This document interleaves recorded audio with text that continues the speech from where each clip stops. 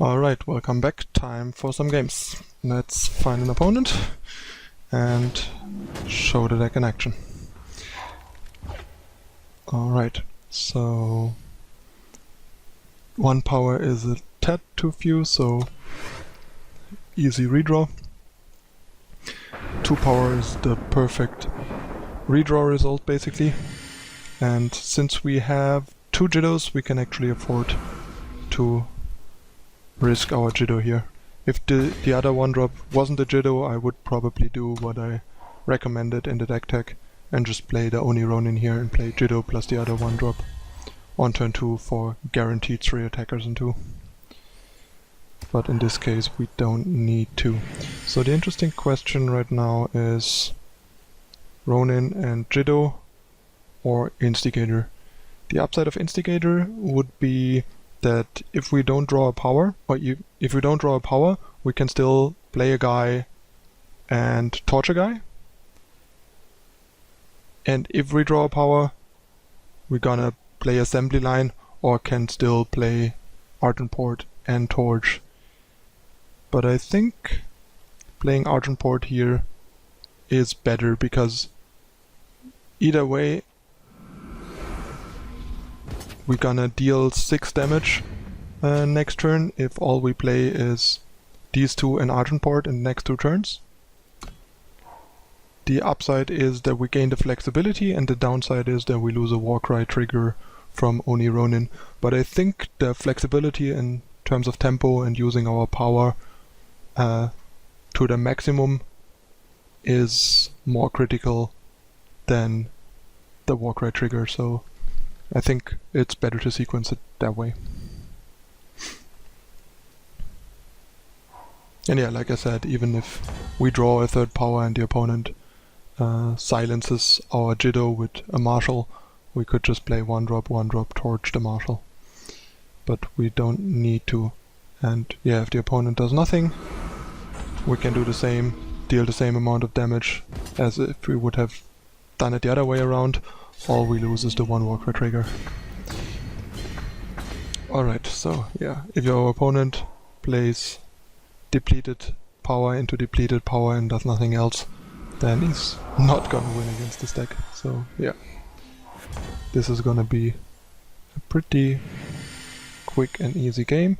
And since we have double Jito, I think it's actually better here to just jam this and attack with everything, rather than use Suffocate and leave Torch open against 1 power.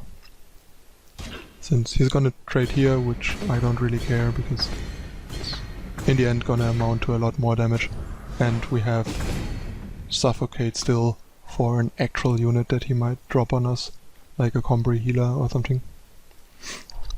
Or a Seraph. Not that we need to, because he's so dead, it's not even funny. Alright, and die a million deaths.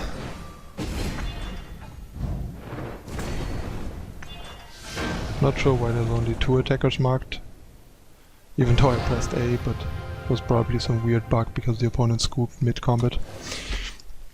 Alright, there was a quick and easy game, and showed very convincingly how explosive and punishing the deck is if your opponent durdles around too much. So if they don't use their power efficiently and expect to get away with not doing much the first 2 turns, then they never had a chance to win.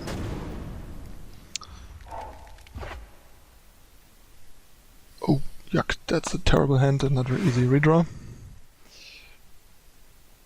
4 power is still not what we want in our opening hand, but it's definitely better than 5. And at least we have one of our 3-drops to make up a bit for the lack of playable cards outside of power. And that's actually, yeah, I think the best thing we could have drawn here, because a 1-drop would be less powerful and less efficient in terms of power. So the card we wanted to draw the most here actually was the Argent Port Instigator. And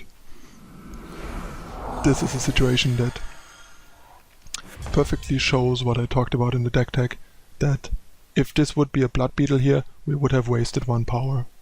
and gotten a much weaker unit.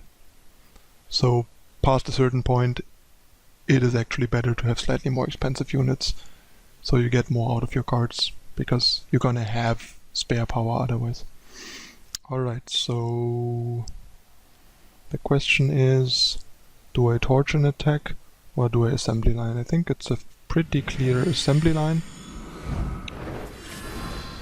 And no attack with the Oni Ronin, given that we drew a bandit queen and have the force power already.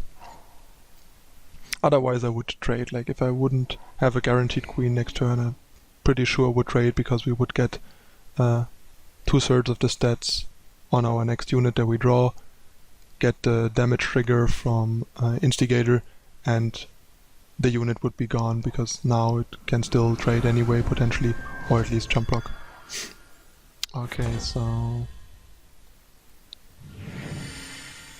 what do we do here? Probably this.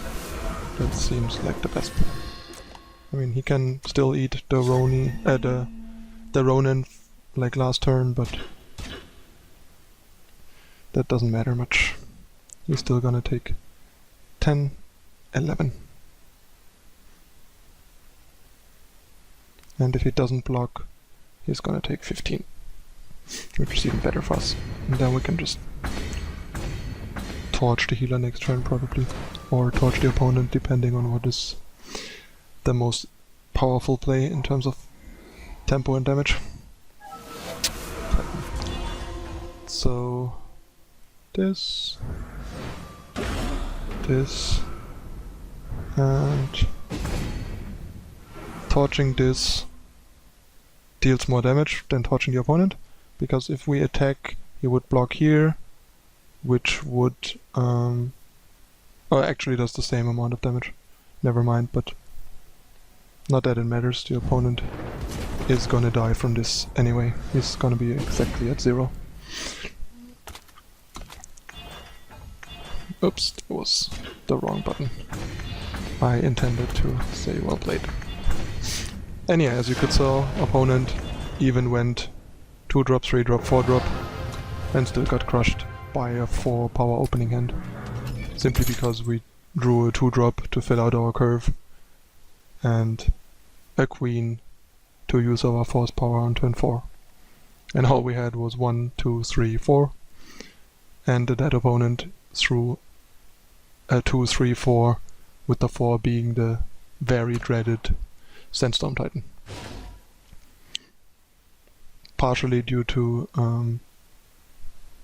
having those cheap removal. Sure, in that case, Annihilate would have had the same effect, but there will be cases where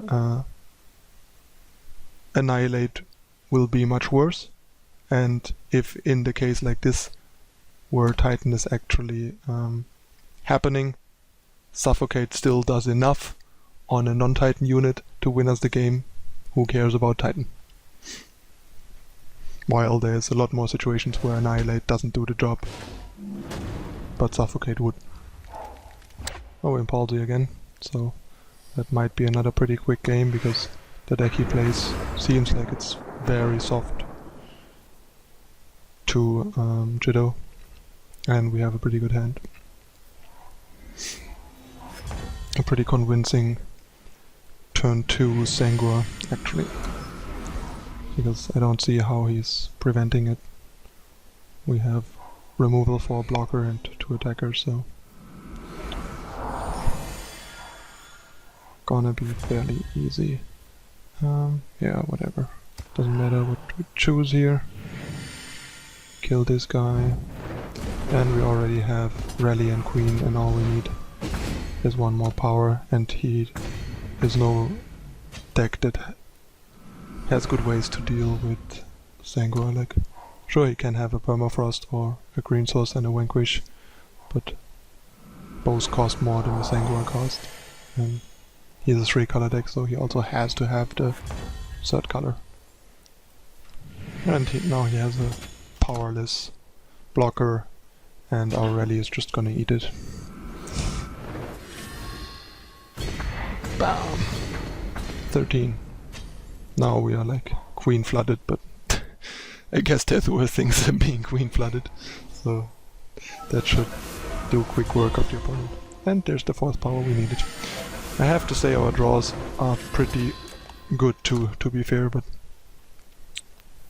it's not like his draw is bad for what his deck is supposed to do. He's basically mostly doing what you would expect his deck to do in the first few turns. Play a couple of 2-for-1 small Dirtles into a Titan, and that's not enough against a solid to good draw of Jito, which is why the deck's so powerful. And up to gold 2. Sweet. Alright, that's the first 3 games. Come back for the second half with another 3 games. If you enjoyed the first 3, see you in a moment.